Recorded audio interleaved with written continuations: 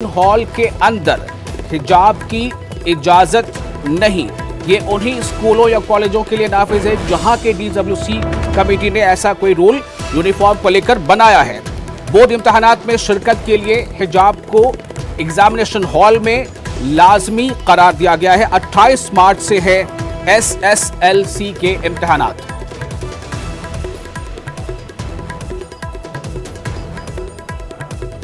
तो कर्नाटक से इस वक्त की ये अहम खबर है।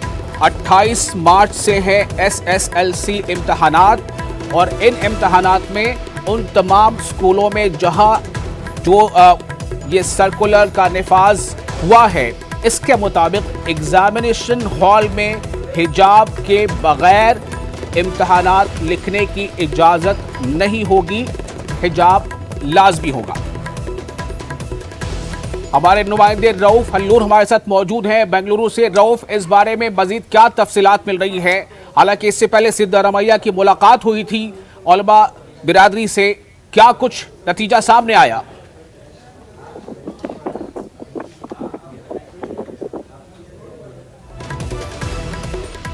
रऊफ, आपको मेरी आवाज मिल पा रही है?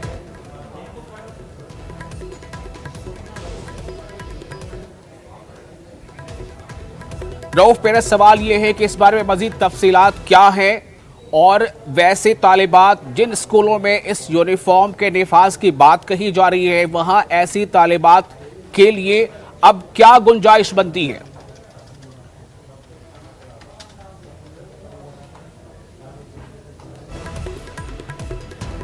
हम फिर कोशिश कर रहे हैं अपने नुमाइंदे से बात करने की। फिलहाल ये खबर अहम है जो आपको हम बता रहे हैं। खबर के मुताबिक 28 मार्च से है SSLC इम्तिहानात, यानी बोर्ड इम्तिहानात में शिरकत के लिए। कर्नाटक से जुड़ी ये खबर है। कर्नाटक में बोर्ड इम्तिहानात में शिरकत के लिए जो 28 मार्च से शुरू होने वाले हैं, इस दौरान एग्जामिनेशन हॉल में हिजाब के साथ इजाज़त नहीं मिलेगी।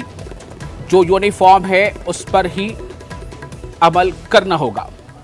रऊफ, आपको मेरी आवाज मिल पा रही है? बिल्कुल, यहाँ पर रियासत कर्नाटक में जैसा कि 28 मार्च से 10वीं जमात यानी SSLC के इम्तिहानात हो रहे हैं और उसके बाद PUC दूम के सालाना इम्तिहानात हो रहे हैं। तो इस मौके पर जो सर्कुलर जारी हुआ है उसमें ये साफ तौर पर कहा गया है कि हिजाब की इजाजत नहीं होगी। जहां यूनिफॉर्म प्रिस्क्राइब्ड है, जहां यूनिफॉर्म तय किया गया है, वहां जो है यूनिफॉर्म पर अमल करना होगा। ये बात वाज़ेह तौर पर कही गई है। विशाल, यहाँ पर ये भी एक दरमियान में ये भी कोशिश की गई मुस्लिम तंजीमों की जानिब से कम जो है दुपट्टा या ओढ़ने की इजाजत दी जाए। तो इस सिलसिले में जो है ये मामला असेंबली में भी उठाया गया। अपोजिशन लीडर सिद्धरामैया ने इस मामले को उठाया, लेकिन इसके बावजूद भी जो है हुकूमत का ये वाज़ेह तौर पर कहना है कि हाईकोर्ट का ऑर्डर साफ है और वो हाईकोर्ट का फैसला वाज़ेह है और वो इस सिलसिले में कोई तब्दीली नहीं लाना चाहते। जी, तो रऊफ हमें बता रहे हैं हमारे नुमाइंदे कि इस बात की कोशिश की गई, सिद्धारमैया ने इस मामले को असेंबली में उठाया कि कम से कम जो बच्चियां ख्वाहिशमंद हैं उन्हें दुपट्टा या ओढ़नी का इस्तेमाल करने दिया जाए, लेकिन इसको लेकर भी हुकूमत तैयार नहीं है। यानी कि ये तालिबात, ये स्टूडेंट्स, ये गर्ल स्टूडेंट्स अपने सर पर ओढ़नी या दुपट्टा भी नहीं रख सकती हैं। यह है हुकूमत का फरमान। तो रऊफ, क्या स्टैंड आ रहा है जो स्टूडेंट्स की जो तंजीमें हैं या इनफरादी तौर पर उनका कुछ रिमार्क्स आया है कि वो इस बारे में आगे क्या करना चाहेंगी? देखिए, सबकी जो अब निगाहें सुप्रीम कोर्ट की जानिब हैं और सुप्रीम कोर्ट ने जैसा कि 2 दिन कबल ये बात सुप्रीम कोर्ट ने वाज़ेह तौर पर कही कि वो इस मामले की समाअत के लिए जल्दबाजी नहीं करेंगे, यानी जल्दबाजी न की जाए। सुप्रीम कोर्ट ने ये बात कही है, तो फौरी तौर पर सुनवाई करने से सुप्रीम कोर्ट का ने इनकार किया है। बहरहाल 28 मार्च से कबल क्या सुप्रीम कोर्ट कोई रिलीफ देगी, इस पर जो है काफी सारी उम्मीदें जमी हुई हैं, खासतौर पर मुस्लिम तंजीमों की और हिजाब के लिए जो एहतजाज कर रही लड़कियों की, कि आखिर सुप्रीम कोर्ट से क्या उन्हें राहत मिल सकती है। इस पर भी जो है निगाहें जमी हुई है। तो दूसरी तरफ ये भी कोशिश की जा रही है कि पुराने तरीके से इम्तिहानात का इख्तिताम हो, किसी भी तरह की तकलीफ और रुकावट पैदा न हो, इस बात पर भी अपील की जा रही है। रऊफ, बहुत शुक्रिया आपका तमाम तफसीलात के लिए। तो जो हुकूमत का यानी कर्नाटक सरकार का जो स्टैंड है, जो मौक़िफ़ है, वो यही है कि इम्तहानात में, इम्तहान हॉल में जो गर्ल स्टूडेंट्स हैं जो इस बात की ख्वाहिश रखती हैं कि कम से कम वो अपने सर पर दुपट्टा या ओढ़नी भी रखें, लेकिन इस बात की इजाज़त नहीं दी जा रही है। और अब रुख करेंगे हम दूसरी अहम खबर का। एक और अहम खबर आ रही है उत्तर प्रदेश से।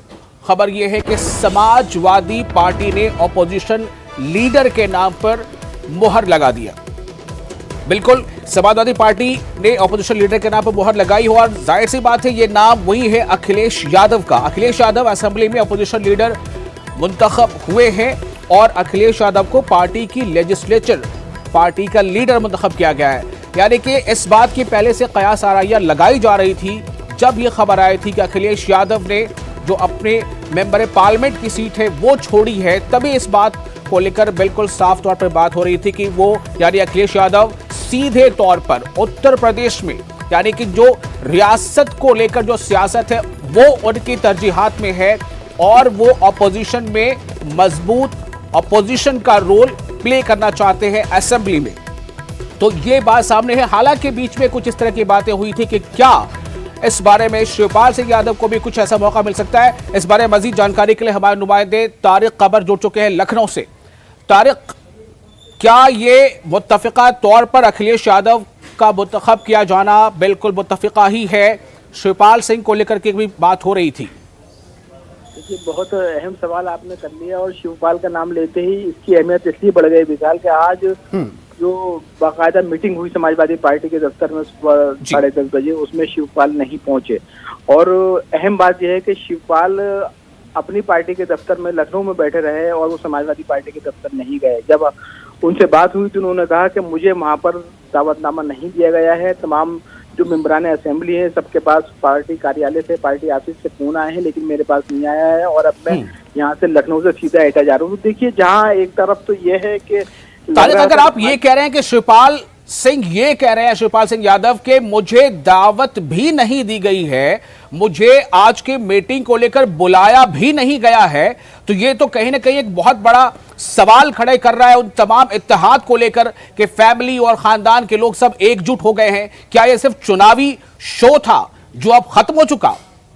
आज के जो बयानात आए हैं विशाल, उससे तो ऐसा ही लगता है कि एक मसलहत थी, एक वक्त की जरूरत थी और जो ये मफाहमत करनी पड़ी।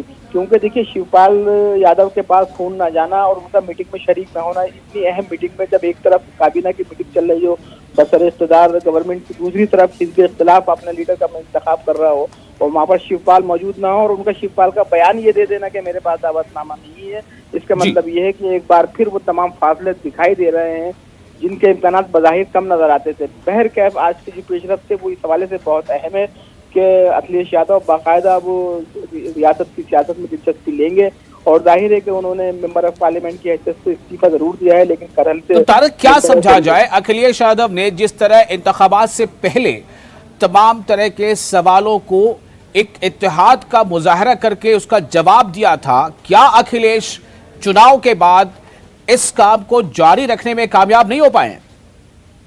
देखिए, बज़ाहिर अभी तफसीलात का इंतजार है, लेकिन जो अंदाजे हैं, जो कयास आराइयां हैं, वो इसी नौयत की हैं मिसाल, जैसा कि आपने अभी बताया।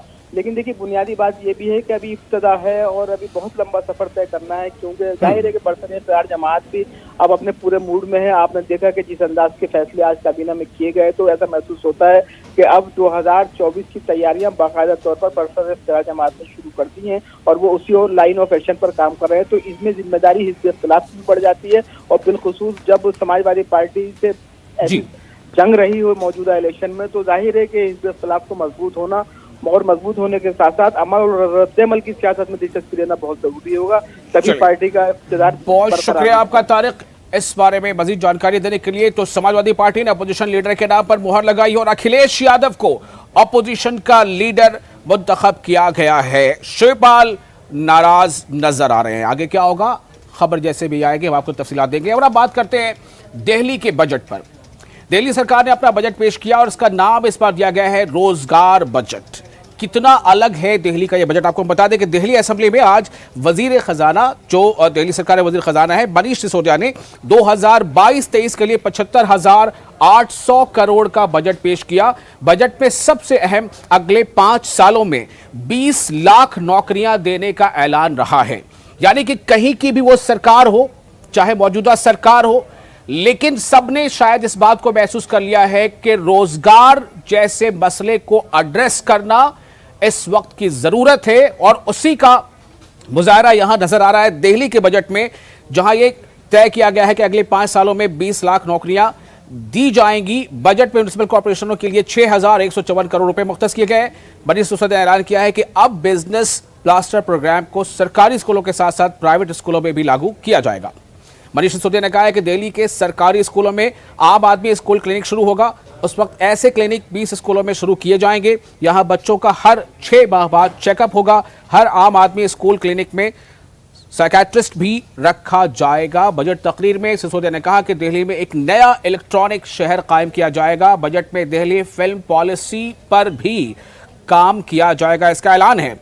इससे नौजवानों को रोजगार मिलेगा। इसके साथ हर साल एक बैनुल अक़वामी फिल्म फेस्टिवल का इनेकाद किया जाएगा। दिल्ली के मशहूर बाजारों को तैयार किया जाएगा। पहले मरहले में 5 मार्केटें लगेंगी। इसके लिए 100 करोड़ रुपए का बख्तस करने का ऐलान किया गया है। 2047 को देखे गए सपने को पूरा करने के पहले कदम के रूप में मैं इस सदन के समक्ष रोजगार बजट आज प्रस्तुत कर रहा हूं। इसका नाम है रोजगार बजट।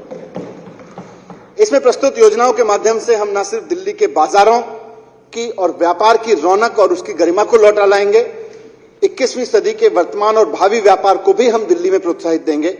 और इन सब प्रयासों से, जो मैं इस बजट में रखने जा रहा हूं, इन सब प्रयासों से अगले 5 साल में दिल्ली में कम से कम 20 लाख नई नौकरियां पैदा होंगी। 20 लाख नई नौकरियां पैदा होंगी। रोजगार बजट के माध्यम से हमारा लक्ष्य, इस बजट के माध्यम से हमारा लक्ष्य आर्थिक विकास के इंजन को फिर से स्टार्ट करना है, सुदृढ़ बनाना है। ये तो है ही, लेकिन अध्यक्ष महोदय, 20 लाख नई नौकरियां वाले इस रोजगार बजट के प्रस्ताव और योजनाओं को सदन के समक्ष प्रस्तुत करने से पहले थोड़ी सी चर्चा में दिल्ली के आर्थिक परिदृश्य पर और इस साल के बजट पर रखना चाहता हूं।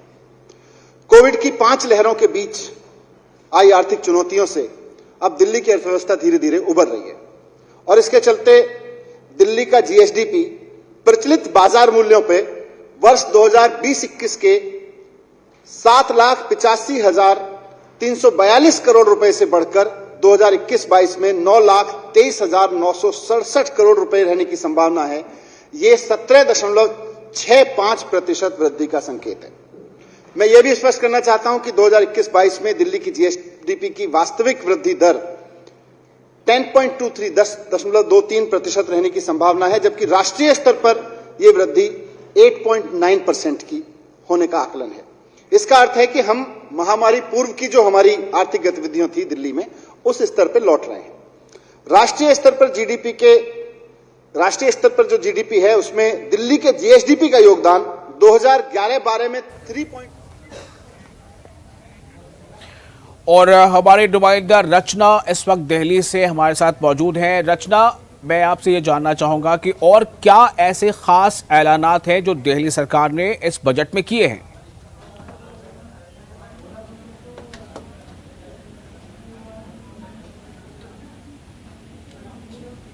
रचना, आपको मेरी आवाज मिल रही है? हाँ जी, मिल रही है जी। और क्या खास ऐलानात किए गए हैं इस बजट में इस बार? देखिए, जिस तरीके से दिल्ली सरकार ने दिल्ली का जो बजट है वो पेश किया है, और इसमें तमाम बड़ी घोषणाएं की गई हैं, जिसमें मैं आपको बता दूं कि सबसे ज्यादा फोकस जो है वो पूरा ये जो बजट था वो रोजगार पर डेडिकेटेड बजट था, क्योंकि दिल्ली के जो युवा हैं उनके रोजगार के लिए सबसे ज्यादा जोर इस बजट में दिया गया है। इसके साथ ही दिल्ली में अब जो है होलसेल और शॉपिंग फेस्टिवल आयोजित किया जाएगा, और बड़ी संख्या में लोगों को जो रोजगार है वो मिलेगा। गो लोकल की बात दिल्ली सरकार कर रही है, और 5 जो बाजार है उनका रीडेवलपमेंट किया जाएगा। और जिसके साथ मैं आपको बताऊं कि रोजगार बजट जिस तरीके से पेश किया गया है उसके माध्यम से आर्थिक विकास। मैं थोड़ा पूछना चाहता हूं कि बाजारों का रीडेवलपमेंट मतलब क्या है, क्या किया जा सकता है वहां? किस तरह से जी, उसकी रूपरेखा बदलेगी, क्या होगा? जी बिल्कुल, जिस तरीके से दिल्ली सरकार ने कहा है कि रीडेवलपमेंट करेंगे, होलसेल और शॉपिंग कॉम्प्लेक्सेस बनाए जाएंगे, वहाँ पे फेस्टिवल आयोजित किया जाएंगे ताकि ज्यादा से ज्यादा लोगों को अपनी जो चीजें हैं उसको प्रदर्शन करने का मौका मिले और ज्यादा से ज्यादा लोग वहाँ पे खरीदार पहुंच के व्यापार को एक बूम मिले। और अगर रीडेवलपमेंट की बात करें तो चांदनी चौक, सरोजनी नगर, करोल बाग, ये जो 3 मार्केट है दिल्ली के, वो बड़े मार्केट है। इसके लिए 20 करोड़ का प्रावधान दिया गया है, क्योंकि दिल्ली के ये सबसे बड़े गारमेंट मार्केट है, कपड़ों की सबसे ज्यादा बहुतायत में यहाँ पर उत्पादन होता है। और गांधीनगर में जो रेडीमेड बाजार बनाने का प्रावधान भी आने वाले सालों में किया जाने की बात यहाँ पर कही गई है। करीब 9 करोड़ रोजगार की आवश्यकता होगी इसके लिए। तो तमाम तरीके से जो बड़े बाजार हैं उनको रीडेवलपमेंट बनाया जाएगा, बड़ा शॉपिंग हब बनाया जाएगा, जो यहाँ की प्रोडक्टिविटी है उसको दूर दूर तक पहुँचाने के लिए तो तमाम व्यवस्थाएं। रचना, ये ऐलानात वाकई अहम है, जैसा आप बता रही हैं कि बाजारों का रीडेवलपमेंट और ख़ास तौर से जो 20 लाख नौकरियां इसके जो इम्कान बताए गए हैं, बेशक अगर इस पर उसी तरह से अमल हो पाता है तो शायद ये कहा जाएगा कि ये बहुत अच्छा प्लान है। अब खबरों का सिलसिला आगे बढ़ाते हैं, बात करते हैं कांग्रेस की। कांग्रेस पार्टी में खासतौर से 5 रियासतों के नतीजों के बाद लगातार मीटिंगों का सिलसिला जारी है और दिल्ली में कांग्रेस जनरल सेक्रेटरियों और इंचार्जों की मीटिंग आज भी हो रही है। मीटिंग में मुल्क की मौजूदा सियासी सूरत हाल, मेंबरशिप मुहिम और आइंदा मुमकिना अवामी तहरीकों के ताल्लुक से खाका मुरतब किया जाएगा। मतलब ये तय किया जाएगा कि कैसे कांग्रेस में नए मेंबर्स और जोड़े जाएं, किन मुद्दों को लेकर पार्टी अवाम के बीच जाए। और साथ ही साथ मीटिंग में जो लोग मौजूद थे उनमें कई बड़े नाम हैं। मीटिंग में प्रियंका गांधी खुद मौजूद रही, मुकुल वासनिक, अजय कुमार, हरीश चौधरी और मरकम टैगोर समेत दीगर लीडर भी शामिल रहे। सिर्फ इस बात को लेकर फोकस किया जा रहा है कि किस तरह कांग्रेस को अवामी तहरीकों के जरिए अवाम से जोड़ा जाए। हमारे नुमाइंदे रवि सिसोदिया जुड़ चुके हैं इस वक्त रास्त दिल्ली से। रवि, मैं जानना चाहूंगा कि ऐसे तो 5 रियासतों के नतीजों के बाद कई दौर की मीटिंग अलग अलग नाम से हो चुकी है, आज की इस मीटिंग में क्या अलग नजर आ रहा है आपको?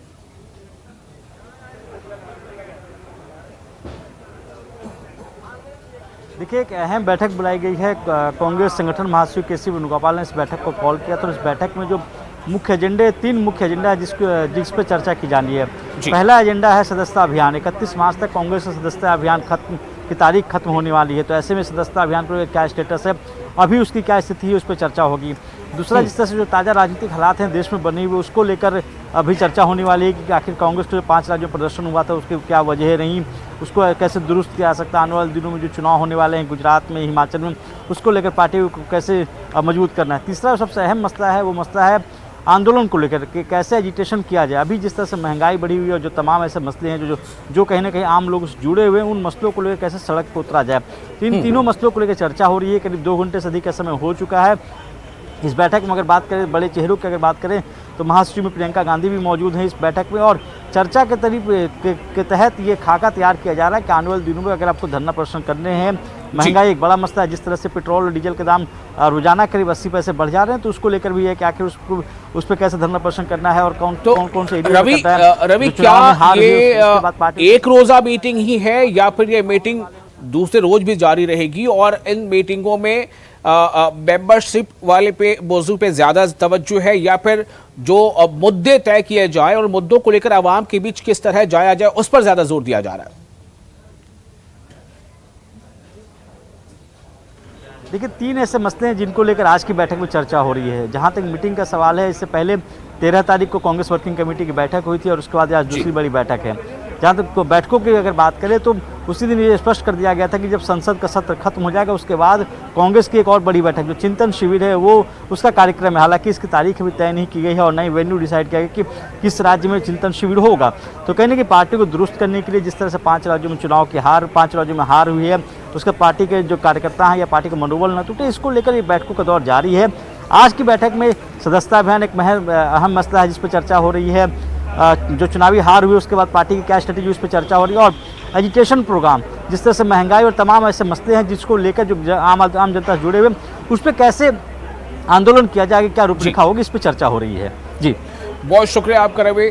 इस जानकारी के लिए। तो कांग्रेस क्या ये सब कुछ सिर्फ एक बड़े कमरे के अंदर या हॉल के अंदर ही करती रहेगी? सवाल इस बात को लेकर है कि जो मुबस्सिरीन कहते रहे हैं कि सड़कों पर आना होगा, आवाम से कनेक्ट बढ़ाना होगा, अवामी मुद्दों को लेकर उनके साथ खड़े होकर तहरीक चलानी पड़ेगी, शायद इसकी हकमतें अभी तैयार हो रही है। बहरहाल अगली एक और अहम खबर है, उत्तर प्रदेश में जिस तरह से योगी हुकूमत ने अपनी काबीना तैयार कर ली, उसके बाद वो एक्शन में नजर आ रहे हैं।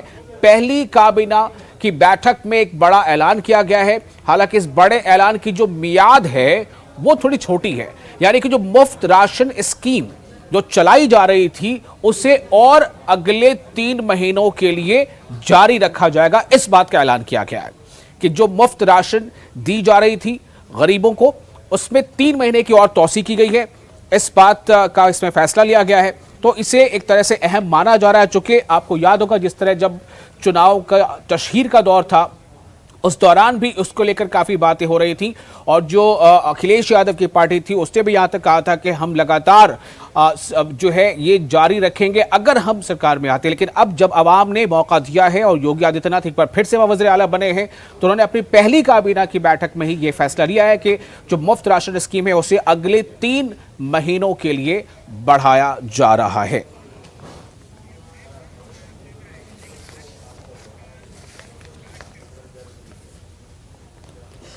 और अब एक और अहम खबर, जिस तरह से आपको याद होगा कि मगरबी बंगाल के बीरभूम में क्या कुछ हुआ था, मामला काफ़ी सुर्खियों में रहा। तो मगरबी बंगाल के बीरभूम के रामपुर हाट में जो एक सानहा पेश आया जहां पर 8 लोगों को जलाकर मार दिया गया था, इस मामले की इंक्वायरी, इसकी जांच अब सीबीआई के हाथ में है। और मरकजी जांच एजेंसी की 15 रुकनी टीम डीआईजी अखिलेश सिंह की क़यादत में रामपुर हाट पहुंची। टीम में सेंट्रल फॉरेंसिक साइंस लैबोरेटरी के माहिरीन भी शामिल हैं। जुमे के रोज जांच सीबीआई के सुपुर्द की गई थी। और गुज़िश्ता दिनों तृणमूल लीडर के कत्ल के बाद रामपुर हाट में तशद्दुद बरपा हुआ था, जिसमें 2 बच्चों समेत 8 अफराद हलाक हो गए थे।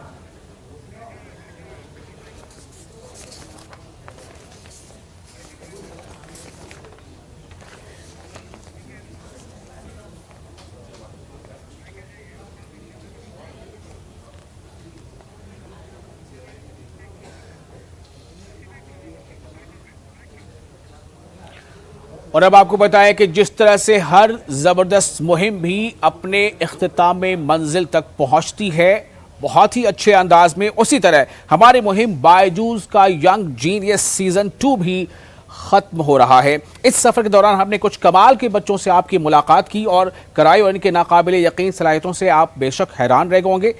तो ये तमाम ऐसे बच्चे हैं जिन्होंने न सिर्फ अपना बल्कि अपने ख़ानदान का, अपने शहर का, अपने रियासत का, यहाँ तक कि अपने मुल्क का भी नाम रोशन किया है। आइए बायजूस के यंग जीनियस सीज़न 2 की कुछ झलकियों पर चलते चलते एक नज़र डाल लेते हैं। मोती निकालने के लिए बहुत गहराई तक जाना पड़ता है। हमें भी इन जीनियसेस को ढूंढने के लिए भारत भ्रमण करना पड़ा। 26 राज्यों, 72 शहरों और 2500 स्कूल्स में से हमने कई जीनियसेस को चुना। कुछ प्राचीन कलाओं में माहिर हैं, तो कुछ आधुनिक तकनीक के एक्सपर्ट हैं, कुछ खेल जगत, कुछ एकेडमिक्स, तो कुछ बिजनेस की दुनिया में अपने झंडे गाड़ रहे हैं। लेकिन उन जीनियसेस में से सिर्फ 22 को चुनने का काम किया हमारी जूरी ने, और जूरी बनना भी आसान नहीं था। भाई जीनियसेस को परखने के लिए भी तो जीनियस ही चाहिए। इसलिए अपने अपने क्षेत्र में सफलता के सर्वोच्च शिखर हासिल कर चुकी हस्तियां बनी हमारी jury. Being part of this young genius, you just realize how enlightened you can get by looking at these young children from various fields. Some of them, they are transforming, humanity. Just meeting them, it's so inspiring to see that our children of our country are making this country proud. I think sky is the limit, और ये programme यही बताता है कि आपको जितने भी challenges हो वो कुछ नए मायने रखता है। आपके लिए बहुत सारा कुछ पॉसिबल है, and I'm sure such programs will inspire many kids. इन बच्चों से मिलके मैं इंस्पायर हो गया हूँ, मैं प्रेरित हो गया हूँ। बड़ा अच्छा काम नेटवर्क 18 कर रही है और मैं उनका अभिनंदन करता हूँ।